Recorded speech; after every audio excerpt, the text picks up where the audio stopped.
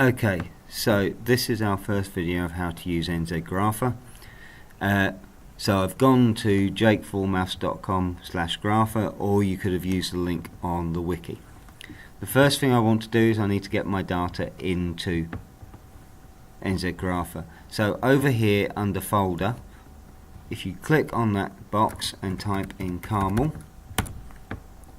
our data sets that we want to use will now appear. So if I click on this right hand book, it gives me all the different data sets that we're going to be using.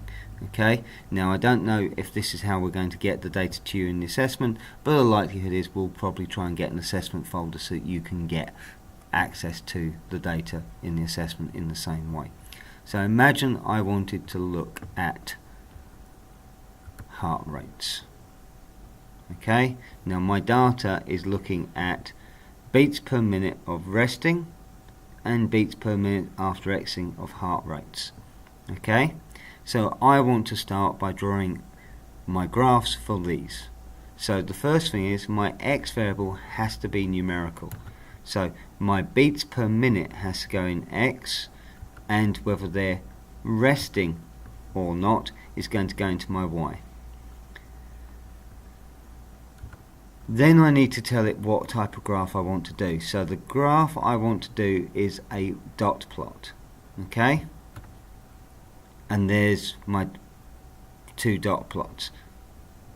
If I'd got these the wrong way round, NZgrapher tells me that I need to have a numerical X value. So it tells me I can't get this wrong. Okay? So I'm choosing to do beats per minute and heart rate.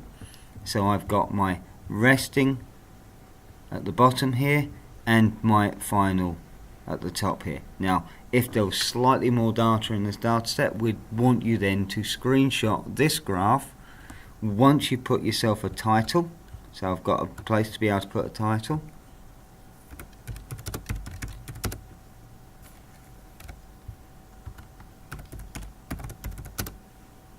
The heart rates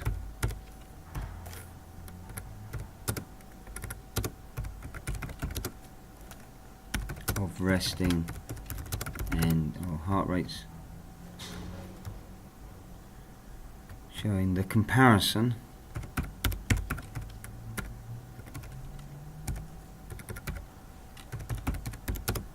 heart rates of resting and active people.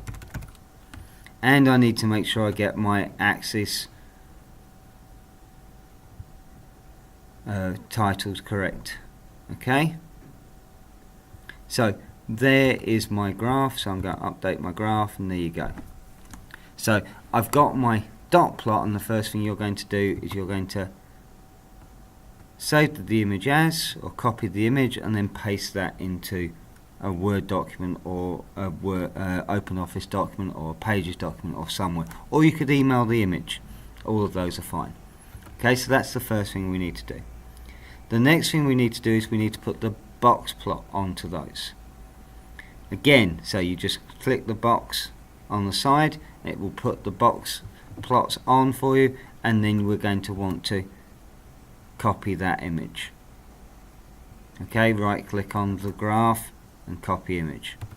And the last thing we want to do is to work out all the major statistics for my graphs, and it comes here. So I want to have 3 graphs drawn for each set of data, and that's quite important for when you're talking about it.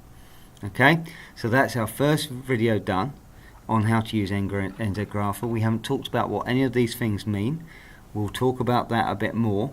However, what we do need to talk about is how to get those graphs done, and we've managed to do that so far. So your task will be now to manage to create these graphs. Okay, see you next time.